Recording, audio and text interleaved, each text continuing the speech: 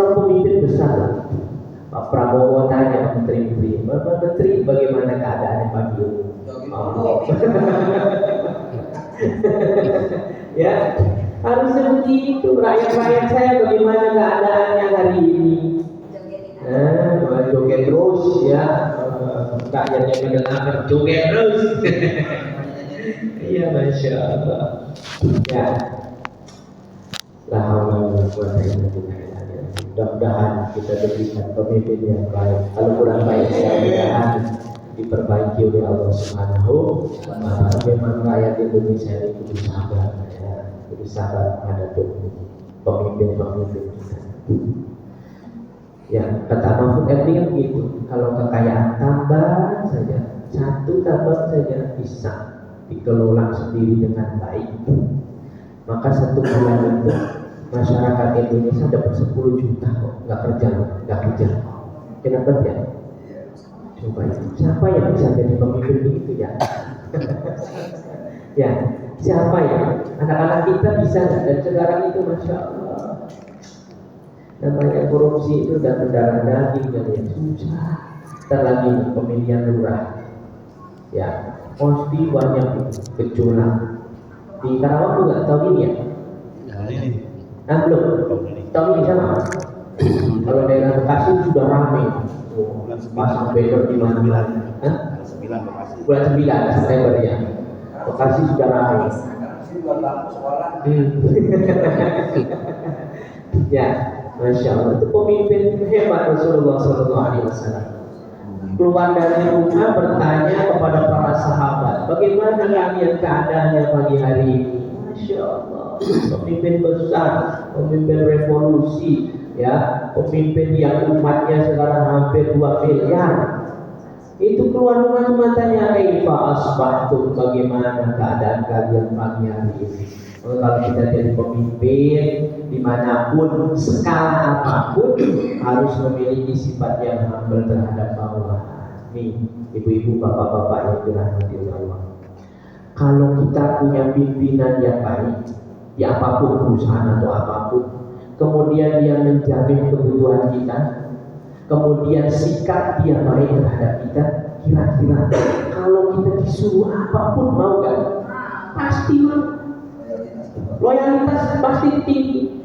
Loyalitas kita tinggi, nanti timbulnya integritas kita. Kalau udah loyal, integritas kita tinggi, mau apapun akan dilakukan. Coba kalau Rasulullah nggak mampu memimpin dengan baik, wahai kaum muslimin, besok kita perang badan, suruh perang, cari mati. Mana ada orang yang mau ikut? Kalau tidak ada ikatan batin yang kuat antara yang memimpin dengan yang dipimpinnya. Masya Allah.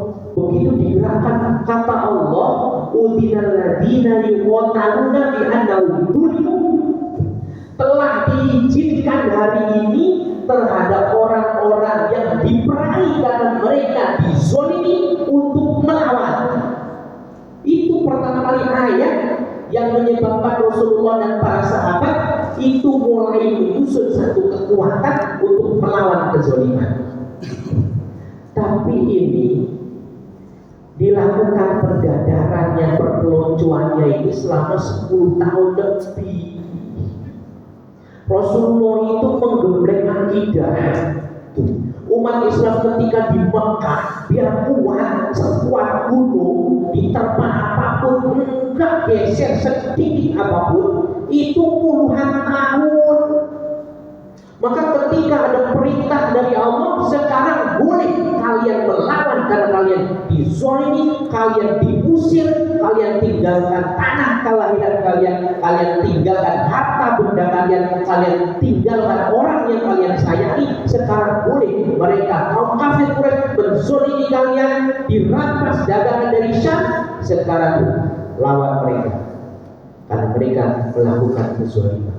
Kezoliman kalau dibiarkan, maka akan terjadi kezoliman yang lain dan yang lain dan yang lain. Kezoliman itu harus dilawan, tidak boleh dibiarkan. Akhirnya para sahabat coba kalau zaman sekarang, ayo kita perang. Siapa yang mau ikut? Ya kan? Kan ada loyalitas, nggak terbentuk integritas. Ya, bagaimana kita mau betul-betul membela? Tidak ada itu. Itulah Rasulullah hebat beliau memimpin itu, coba. Ya, pemimpin paling baik, pedagang paling baik. Jadi imam yang paling baik, pemimpin perang paling baik. Pimpinan keluarga tidak ada ya. Kepala rumah tangga yang sebaik Rasulullah SAW tidak ada. Coba itu. Dan segala segi Rasulullah itu top nomor 1. Kok bisa ya? Nah, kita kadang-kadang di perusahaan oke, wah beres semua. Tapi di rumah belum tentu oke, ya kan? Tapi Rasulullah ini hebat, ya, menyiapkan keluarganya, istrinya nggak cuma 1, tapi bisa adil, semua tidak ada iri hati dan sebagainya, bisa memanage dengan baik, ya, keuangan dimanage dengan baik, jadwal dimanage dengan baik, dan semua istrinya diberi rumah oleh Rasulullah Shallallahu Alaihi Wasallam. Hebat, Masya Allah. Anak-anaknya nggak ada yang nggak loyal, bahkan sahabat-sahabat orang yang Jawa yang loyal dengan Rasulullah Shallallahu Alaihi Wasallam. Karena hal-hal yang terkecil itu diperhatikan dengan kita kalau jadi pemimpin harus meniru apa yang dilakukan oleh Rasulullah Shallallahu Alaihi Wasallam. Tiba datang pagi-pagi pada sahabat kaifa asbahtum iddakhaltum fi waqti sabah. Ketika kalian masuk waktu subuh, waktu pagi. Faqalu, maka para sahabat dengan ditanyanya oleh Rasulullah kalau mereka digembleng imannya puluhan tahun. Ya, jawaban mereka adalah mereka menjawab pertanyaan Rasulullah SAW. Asbahna mu'minina billah. Masya Allah. Yang pertama menjawab para sahabat. Bagaimana kalian pagi ini keadaannya? Alhamdulillah, kami memasuki pagi hari ini dalam keadaan beriman kepada Allah Subhanahu wa Ta'ala. Dahsyat. Jadi yang mereka jawab pertama kali adalah alhamdulillah, kami masih dalam keadaan beriman kepada Allah Subhanahu wa Ta'ala. Asbahna mu'minina billah. Insyaallah. Azza wa Jalla faqala. Rasulullah SAW bersabda, yang benar kalian beriman kepada Allah. Maka Rasulullah SAW menanyakan kepada para sahabat, wa ma'alamatu imanikum. Kalau benar, apa coba tanda-tandanya kalau kalian betul-betul beriman kepada Allah Subhanahu wa Ta'ala? Diuji para sahabat. Ya, bagaimana keadaan kalian pagi hari ini? Alhamdulillah, kami beriman kepada Allah Subhanahu wa Ta'ala. Masuk. Tanda-tandanya apa? Yang membuktikan bahwa kalian itu beriman kepada Allah Subhanahu wa Ta'ala. Maka para sahabat karena mereka anak didiknya Rasul, ya, karena mereka adalah anak-anak ideologis dari Rasulullah Sallallahu Alaihi Wasallam. Pendidikan yang diterapkan, pendidikan ala Rasulullah Sallallahu Alaihi Wasallam. Gemblengan yang mereka terima adalah gemblengan ala Rasulullah Sallallahu Alaihi Wasallam. Pendidikan, pengajaran, semuanya adalah apa yang diterapkan oleh Rasulullah Sallallahu Alaihi Wasallam kepada mereka. Wa ma'alamatu imanikum. Apa alamat tanda-tanda kalau kalian itu beriman kepada Allah Subhanahu wa Ta'ala? Maka mereka orang-orang para sahabat tersebut ya, berbicara dan menjawab pertanyaan Rasulullah SAW. Qalu nasbir 'ala al-bala. Mereka berkata kepada Rasulullah SAW, nasbir, kami sabar 'ala al-bala, atas ujian Allah Subhanahu wa Ta'ala. Allah. Jadi yang pertama kali menjadi tanda bahwa kita beriman kepada Allah adalah kita sabar atas semua ujian yang Allah berikan kepada kita. Itu tandanya bahwa kita betul-betul beriman. Karena apa? Kalau orang diuji, itu akan kelihatan kepada siapa dia bersandar. Karena kalau orang itu mendapat ujian, akan kelihatan kepada siapa dia sibuk mencari solusi. Karena kalau manusia itu diuji, akan kelihatan kepada siapa dia meminta pertolongan, kepada siapa dia minta bantuan, kepada siapa dia mengeluh dan mengesahkan tentang ujiannya. Maka para sahabat dengan cerdas mereka menjawab pertanyaan Rasulullah Shallallahu Alaihi Wasallam. Tanda iman yang nomor satu adalah nasbiru al-bala, sabar terhadap ujian hidup. Masya Allah. Ay al-imtihan min Allah Ta'ala, atau ujian dari Allah Subhanahu Wa Taala. Jadi Bapak Ibu yang dirahmati oleh Allah Subhanahu Wa Taala, beda ya antara ujian dengan adab. Ya. Kalau ujian itu satu diberikan kepada orang beriman, tujuannya apa?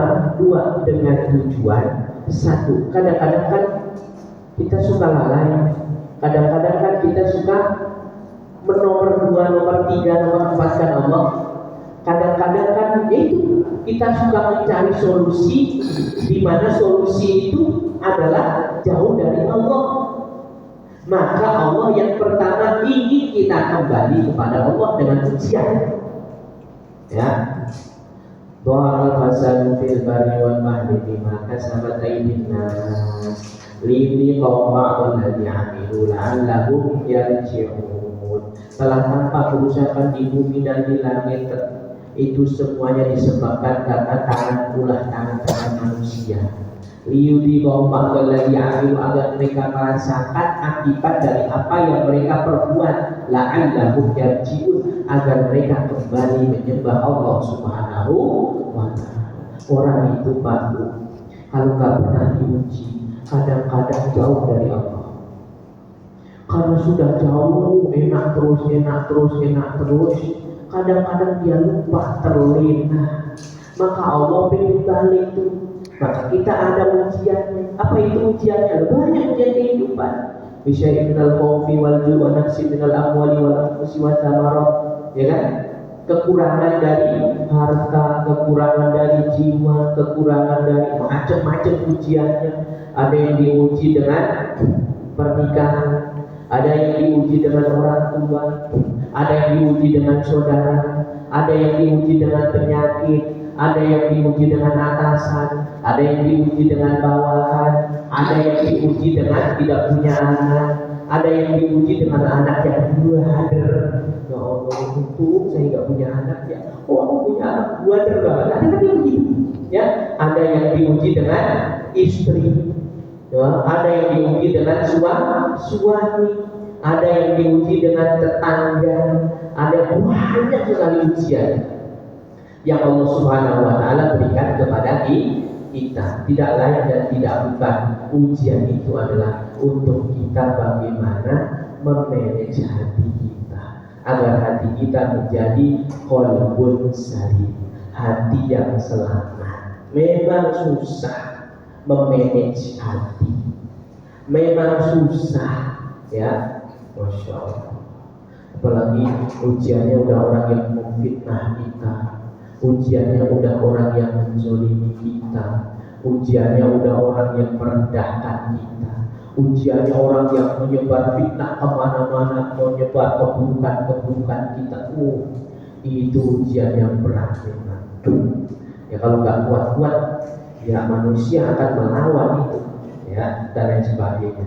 Jadi yang pertama, min alamatil iman billah, salah satu dari tanda bahwa kita beriman kepada Allah adalah kita sabar atas semua ujian yang Allah berikan. Ma'asoba min musibatin illa bi'idillah. Ingat, semua musibah apapun itu atas izin Allah. Kalau kita nggak percaya, kalau kita mengeluh, kalau kita mengesah, berarti kita nggak percaya sama Allah. Itu tuh Allah pengen kita balik lagi. Coba, ketika Allah menguji kita dalam ujian yang berat, jarang kita nangis. Tapi ketika ada ujian, kita sholat sujud itu bisa tamat dan bisa nangis, ya kan? Ya enggak? Hah? Ya kan? Mungkin secara dohirnya itu adalah ujian buat kita, tapi secara batin itu menguatkan, ya, menguatkan hubungan kita dengan Allah Subhanahu wa Ta'ala. Ya Allah, perasaan saya nggak berbuat jahat, tapi kenapa dia berbuat jahat? Bahkan itu begitu. Ya Allah, saya minta solusi terhadap permasalahan saya. Wah, dan sebagainya. Banyak dah ujian yang kita alami di dalam kehidupan ini, ya. Bagaimana cara menghadapinya? Menghadapinya dengan iman. Bagaimana maksudnya? Iman bahwa semua ujian datangnya atas izin Allah Subhanahu wa Ta'ala. Bukan kita doang yang diuji. Semua manusia diberikan ujian tadi. Ujiannya masing-masing kemampuannya kita, ya. Dan ingat, ujian itu semuanya ada solusinya. Wa may yattaqillaha yaj'al lahu makhraja. Syaratnya satu, bertakwa. Apa itu bertakwa? Udah, jalankan semua perintah Allah, tinggalkan semua larangan Allah. Bergantung hanya kepada Allah. Minta solusi kepada Allah dulu.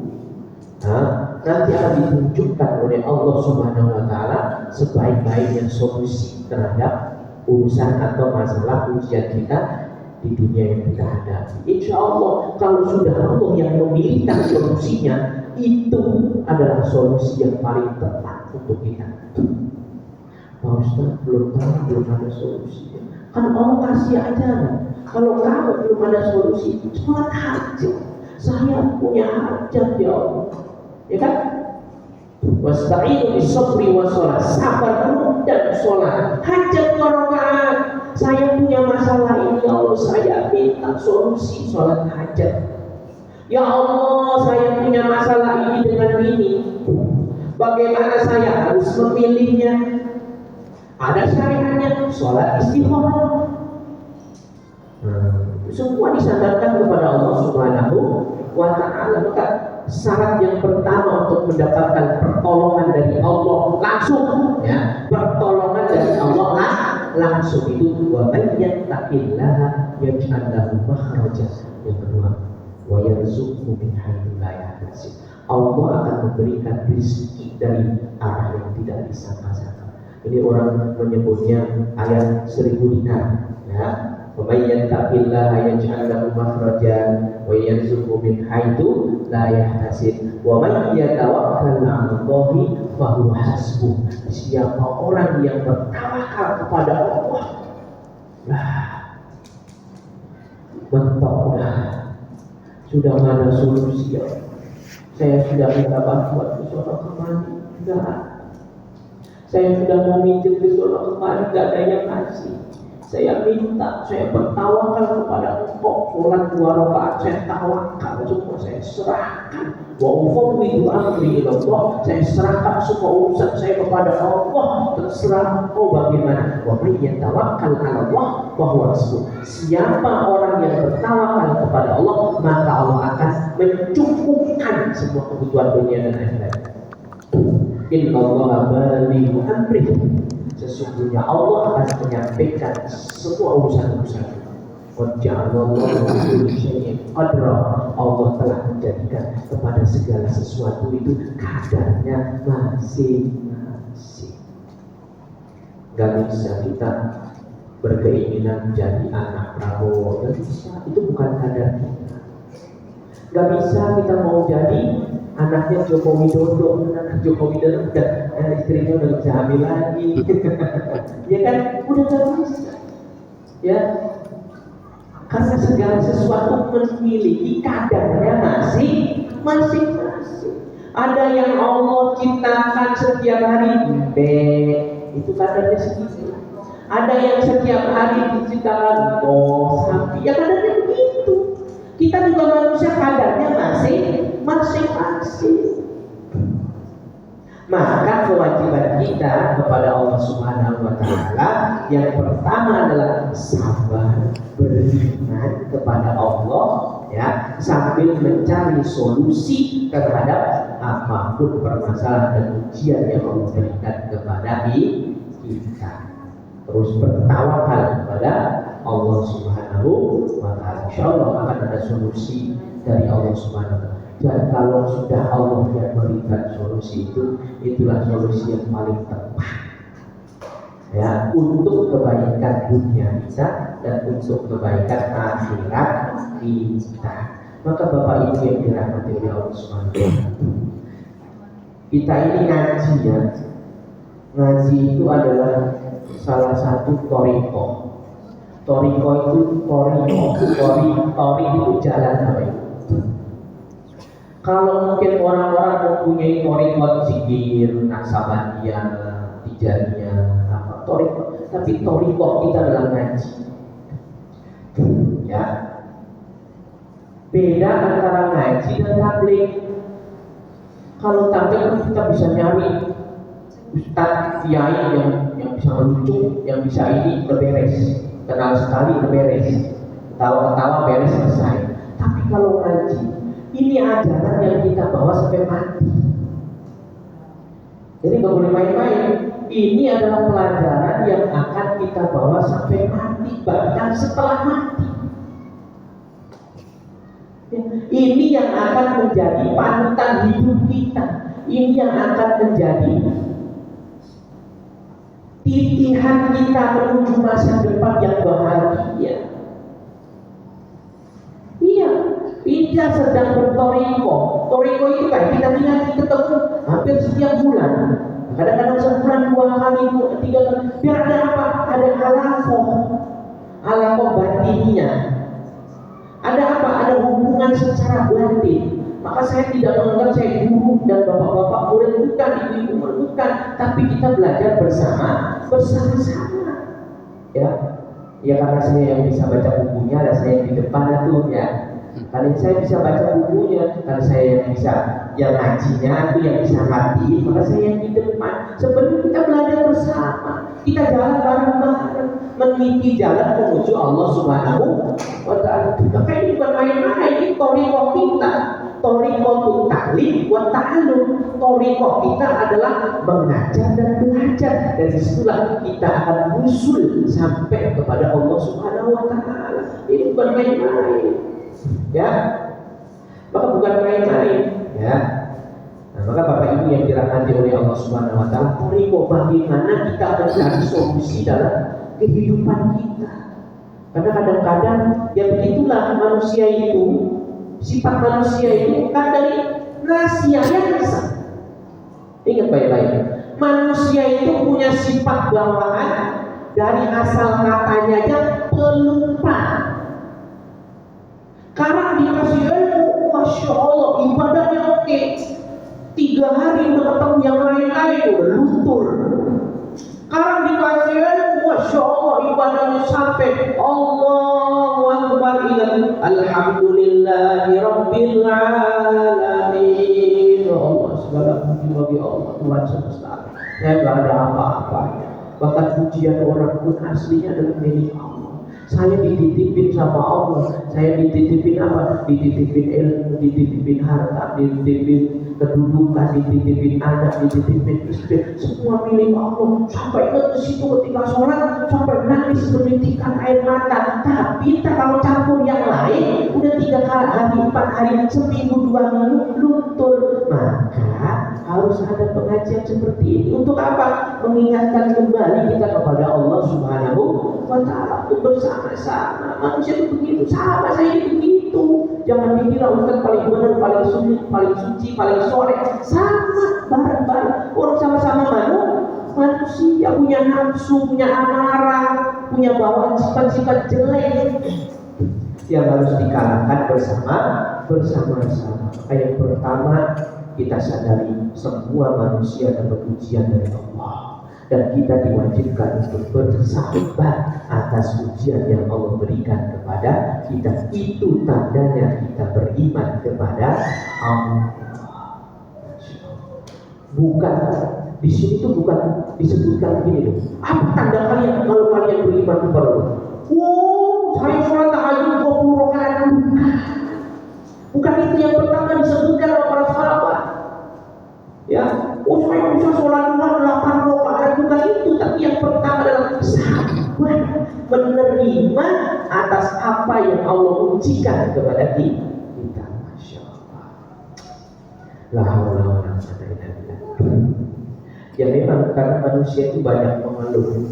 Ya memang manusia itu yaitu ya tempatnya salah, tempatnya dosa, tempatnya lupa. Udah kita sadari ya. Maka pentingnya kita selalu diingatkan oleh siapapun. Wa tawassaw bil haqqi wa tawassaw bis sabri, saling menasihati. Ya, kewajiban kita kalau ada kemungkaran, kemaksiatan, maka kita wajib mengingatkan. Kalau kita berbuat kekurangan, berbuat kemaksiatan, berbuat dosa, ada yang mengingatkan, berarti orang itu sayang sama kita. Jangan dia awas ya, kasih tahu sama bini gua ya, awas. Itu tandanya dia sayang. Orang yang mengingatkan kita itu adalah orang yang sayang sama kita. Apalagi orang yang nyuruh sholat, itu orang yang paling sayang sama kita. Ya, orang kok ada orang mengingatkan kita sholat, itu orang paling sayang sama kita. Ya karena itu kan apa yang paling pertama dihisab nanti di akhirat. Jadi orang tua yang paling sayang sama anaknya adalah orang tua yang mengingatkan sholat. Neng sholat neng, jangan sholat jangan, gitu ya. Baik, Bapak Ibu yang dirahmati oleh Allah Subhanahu Wa Taala. Yang kedua, yang pertama nasbiru alal bala. Yang kedua, wa nashkuru alal raha. Bersyukur terhadap ar-raha. Apa itu ar-raha? Al-intisa'u fil ma'isyah, yaitu keluasan dalam bekal kehidupan, dalam keadaan lapang rezekinya, lapang urusannya. Yang kedua adalah bersyukur, tandanya orang beriman kepada Allah. Yang pertama sabar, yang kedua syukur. Jadi kalau orang belum dalam hidupnya, nggak ada di sini kamusnya dia imannya kuat terhadap Allah. Kalau banyak bersyukur, kalau lagi lapang, kalau lagi luas bersyukur kepada Allah, memanfaatkan semua nikmat yang Allah berikan untuk kebaikan. Itu tandanya harta kita berkah, itu tandanya umur kita berkah, itu tandanya waktu kita berkah. Al-barakatu huwa hiya az-ziyadah fil naf'i. Berkah adalah tambahan manfaat. Kalau nama Allah dikasih waktu 24 jam kita gunakan untuk kebaikan, berarti 24 jam kita berkah. Kalau Allah kasih kesehatan buat kita kok digunakan untuk kebaikan, berarti kesehatan kita berkah. Kalau Allah kasih kelapangan, keluasan harta, kok harta itu diinfakkan dalam kebaikan, berarti harta kita berkah. Kok Allah kasih kita jabatan itu dimanfaatkan untuk kebaikan. Satu hal yang melahirkan polisi yang baik, polisi itu kebijakan yang baik, berarti jabatan itu adalah jabatan yang berkah. Apapun yang Allah kasih ke kita, mawahaballahu subhanahu wa ta'ala, apa-apa yang Allah berikan kepada kita, terus ada manfaatnya, itu namanya berkah. Semoga semuanya berkah apa yang Allah berikan kepada kita. Jadi yang kedua syukur, manfaati apa yang Allah berikan kepada kita dalam lingkup syariat dan kebaikan. Insya Allah itu tandanya berkah, umurnya berkah, hartanya berkah. Anak-anak, kalau jadi anak-anak yang soleh berarti berkah buat kedua orang tuanya. Pak Ustaz, apakah keberkahan itu jatuhnya ke anak? Bisa saja ke cucu, bisa saja ke cicit, bisa saja sampai ke bawah. Maka jangan sampai kita melupakan berdoa. Satu hal yang diceritakan dalam surah Al-Kahfi, ketika Nabi Khidir dan Nabi Musa ya, beliau melewati satu rumah, kemudian rumah itu mau roboh temboknya, ya, Kemudian Nabi Khidir membangun rumah itu, tapi tidak mau dikasih upah.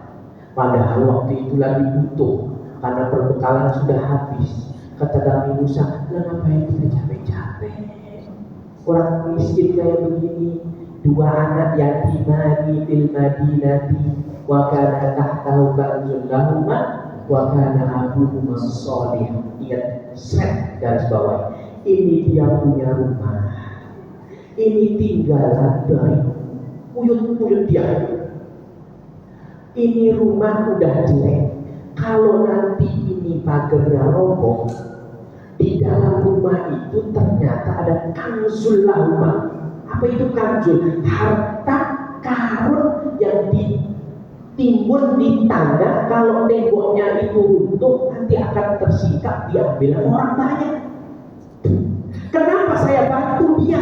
Tidak meminta ujroh atau tidak meminta sedikit pun upah, karena Abu Soleh dia punya wujud orang soleh.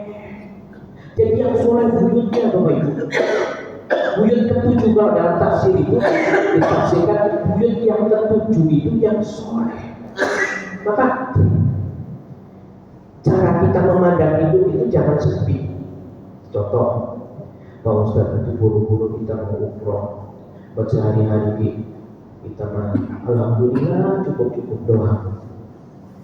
Kemudian kita terus berdoa, kalau nggak ada di saya anak saya, kalau nggak ada di anak saya cucu saya, kalau nggak ada di cucu cicit saya, apa enak? Kita sudah meninggal, ya nggak capek-capek kudu naik pesawat, kudu toa, kudu sa'i, tapi dikirimi nama cicit kita hadiah pahala umroh. Dibadani ntar kita sudah meninggal dunia, anak atau cucu kita, dulu eyang kita, dulu kakek kita belum sempat umroh, kita hadiahkan buat kakek kita, nenek kita umrohnya atas bulan bin bulan atau bulanah binti bulan. Masya Allah. Maka kita nggak boleh pesimis dalam hidup, terus optimis, ya harus bisa. Tapi Pak Ustadz, kita dipingin kita yang berangkat. Kalau kita yang berangkat, berarti kita menghadiahkan kepada bapak kita, kakek kita, wujud kita yang sudah meninggal, yang belum pernah mendapat pahala umroh. Begitu. Masya Allah. Itu, ya. Jadi bersyukur terhadap apapun rezeki yang Allah berikan. Rezeki tidak hanya al-mal, ya. Pemberian dari Allah itu bentuknya tidak ada harta yang bersikap materi, tapi punya istri yang solehah, Masya Allah, itu rezeki yang ya kan? Iya, punya istri yang cerewet dipelihara terus. Apalagi yang soleh, punya suami yang soleh, kerja, wah kemanapun tidak tergoda oleh wanita lain. Masya Allah, itu rezeki yang coba punya duit sembilan, tapi suaminya selingkuh. Ayo, mau bagaimana? Punya duit banyak, tapi istri yang yang ada darah naik, stroke. Alhamdulillah summa. Anak yang baik, yang soleh dan soleh, itu juga rezeki. Ya, punya rezeki banyak, duit banyak, tapi anakmu badannya naudzubillah min dzalik. Dikasih tahu apa aja nggak mau. Masya Allah, itu bikin pikiran, bikin anak, Masya Allah. Tapi hartanya yang cukup, yang banyak juga enggak, tapi cukup, punya anak soleh, disuruh mondok mau, disuruh belajar mau, disuruh sholat mau, tenang hatinya, ya kan? Punya duit banyak tapi punya tetangga reseh, sama lain. Iya, enggak tenang, pamer keluar ya. La haula wala quwata illa billah. Duit banyak mertua curigaan dulu, orang itu juga enggak baik. Maka kita dikelilingi orang-orang baik itu termasuk rezeki. Ya, rezeki, Masya Allah, duit banyak sama baik. Kalau makan ini gak boleh, makan ini gak boleh, makan ini gak boleh, sama aja. Ya kan? Mendingan duitnya 100.000 tapi mau makan nasi padang ge hayu, mau sate ge hayu, mau sambal ge hayu, duitnya 100 juta. Nasi nggak boleh makan. Suruh makannya apa coba? Singkong, kentang, ya. Mendingan punya duit 1 juta makan apa boleh, ya kan? Masya Allah, itu kesehatan dan rezeki dari Allah Subhanahu wa Ta'ala. Ingat, kalau kita bersyukur, insya Allah rezeki kita ditambah sama Allah. La in syakartum la azidannakum wa la in kafartum inna adzabi lasyadid. Udah, usykur ala ma wahaballahu lana al-yawm. Bersyukur terhadap apa yang Allah berikan hari ini. Jangan sampai kita berekspektasi A, B, C, D, B, pengen ini, pengen ini, pengen ini, pengen ini, sehingga itu melampaukan kesyukuran kita terhadap nikmat yang Allah berikan hari ini. Setan itu pintar, dia membangun angan-angan, dia membangun keindahan. Kalau ibu-ibu kan juga menghayal. Seandainya ini, ya kan? Itu fa'inna lau tak tahu bahwa syaitan. Ingat baik-baik. Karena yang namanya seandainya itu adalah membuka pintu setan. Kalau kita sudah seandainya, itu berarti membuka pintu setan untuk berangan-angannya, macam-macam, sehingga melupakan kesyukuran kita, mengejar dunia terus, nggak dapat. Yang ada mati tanpa mendapatkan dunia. Naudzubillah, itu syukuri. Posisi kita apa di sini sekarang, syukuri. Berapapun yang Allah berikan sekarang, syukuri. Bagaimanapun keadaan, bersyukur. Kalau itu kebaikan. Kalau itu ujian, maka kita bersabar. Sabar dulu, bersyukur belakang. Baik. Yang ketiga, wanara bil qada. Yang ketiga adalah ridho terhadap keputusan Allah. Udah usaha, anak-anak sahabat ujian, udah pengen masuk ke Unpad, ujian udah, bayar udah, semua udah, ternyata belum lulus. Istilah katanya seperti itu. Itu namanya takdir, itu namanya kodok. Udah kerja, sekuat tenaga, berusaha baik pekerjaannya, tapi nggak naik gajinya. Posisinya ya begitu, operator terus, ya kan, nggak naik istilah katanya kalau di perusahaan. Giliran ada yang baru datang langsung naik ke atas jabatannya, ya memang lagi begitu. Itu namanya kodok, ridho terhadap keputusan Allah. Ya kan, manusia walaisa lillahi masa awal saya manusia itu hanya diwajibkan untuk usaha. Jangan pernah kita memikirkan hasilnya, karena hasil dari usaha kita adalah ketetapan Allah. Ya, hasil terhadap apa yang kita lakukan itu ketetapan Allah. Ya, apapun itu. Kadang-kadang tidak sesuai dengan harapan. Harapannya mah pengen ini, tetapi jauh pada waktunya.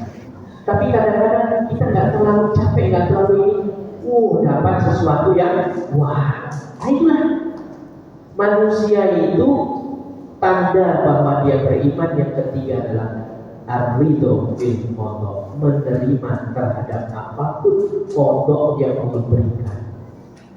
Termasuk Bapak Ibu sekalian tinggal di Tunggak Jati, perumahan ini yang namanya kodok dari Allah. Enggak tahu kodok yang 5 tahun yang akan datang, enggak tahu. Besok saja enggak tahu.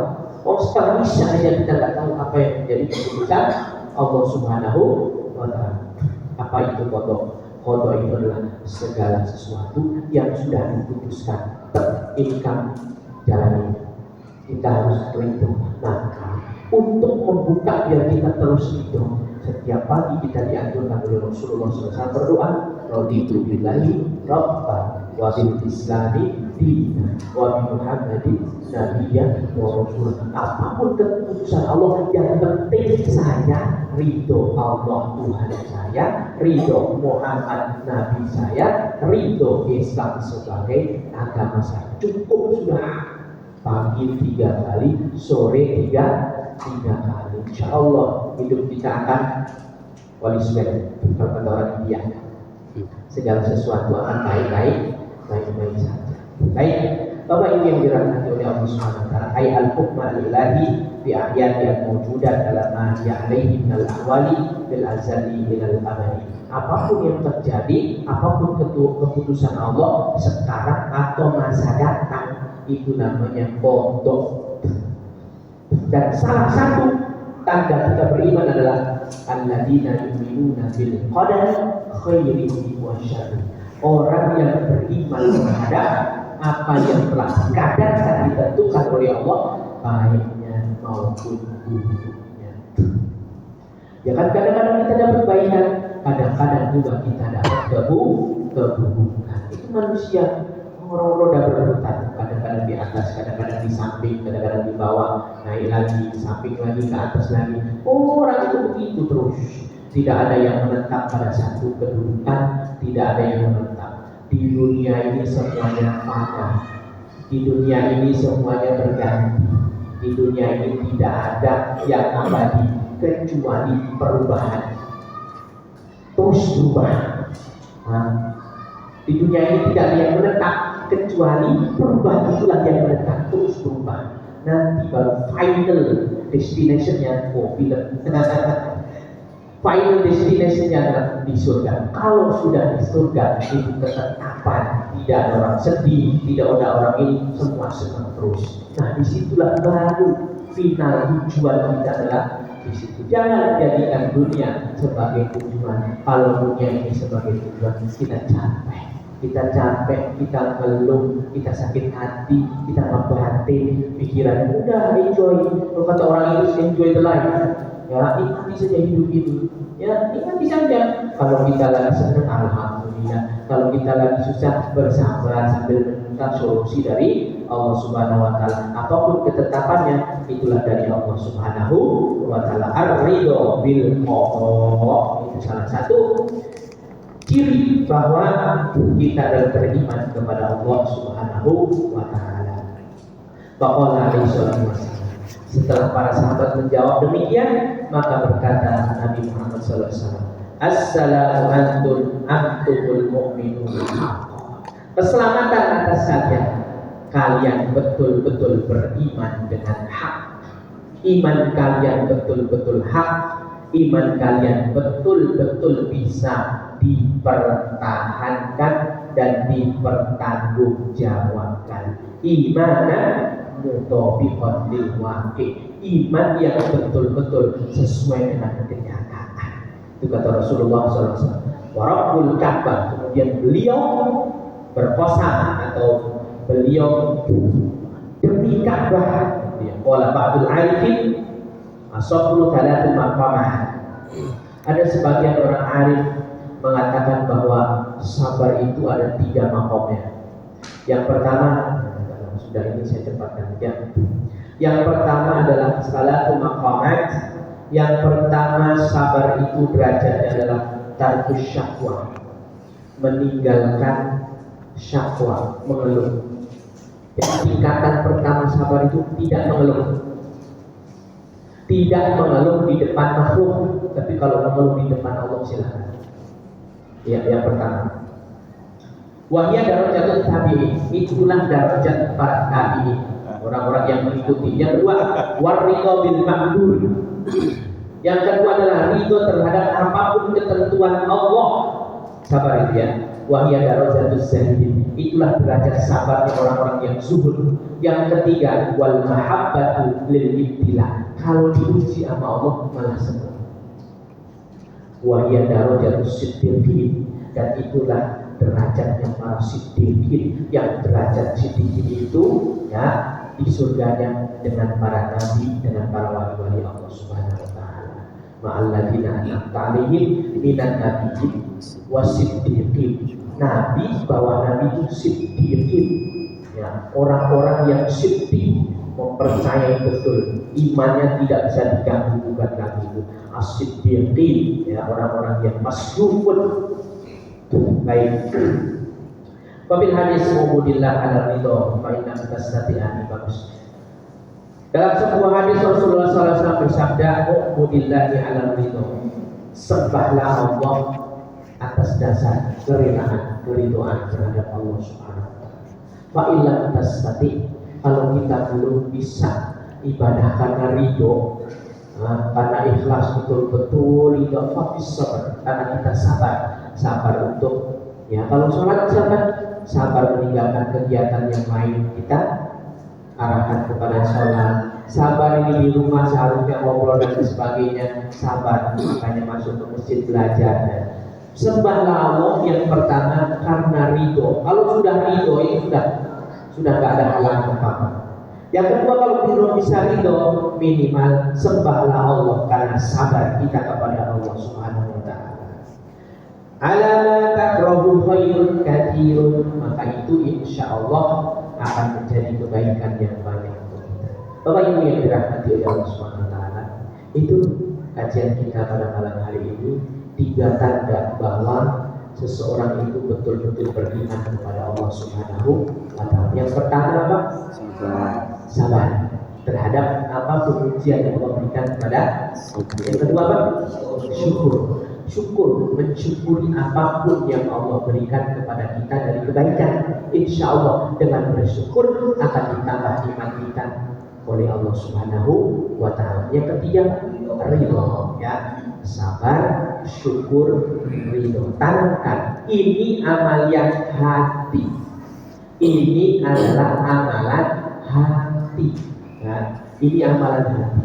Terus dilatih, sabar, terus dilatih syukur, terus dilatih ridho. Insya Allah puncaknya kalau seorang sudah sabar, sudah syukur, sudah ridho, insya Allah akan menjadi kekasihnya Allah Subhanahu wa taala, yang tidak ada khaufun, tidak ada rasa takut di dalam hatinya, wala huzun, dan juga tidak ada rasa sedih di dalam hatinya. Semua sudah tawakal itu Allah, berserah diri kepada Allah Subhanahu wa taala. Bapak Ibu yang dirahmati oleh Allah Subhanahu wa taala, ini namanya lampu hati, lampu hati. Bagaimana melatih hati agar sabar, agar syukur, agar ridho. Ini kan toreko, ini kan jalan kita menuju Allah. Bagaimana kita meniti jalan menuju Allah dengan adanya rintangan-rintangan, halangan selama kita masih hidup,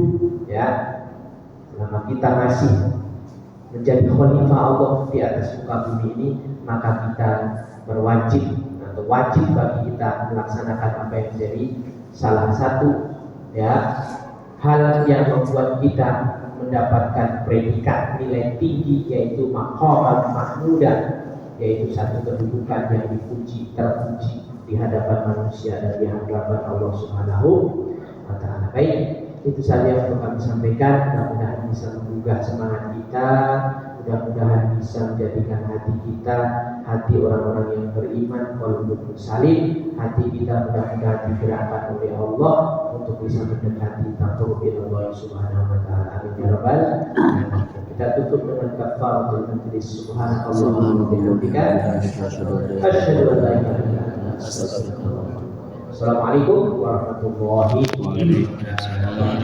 wabarakatuh.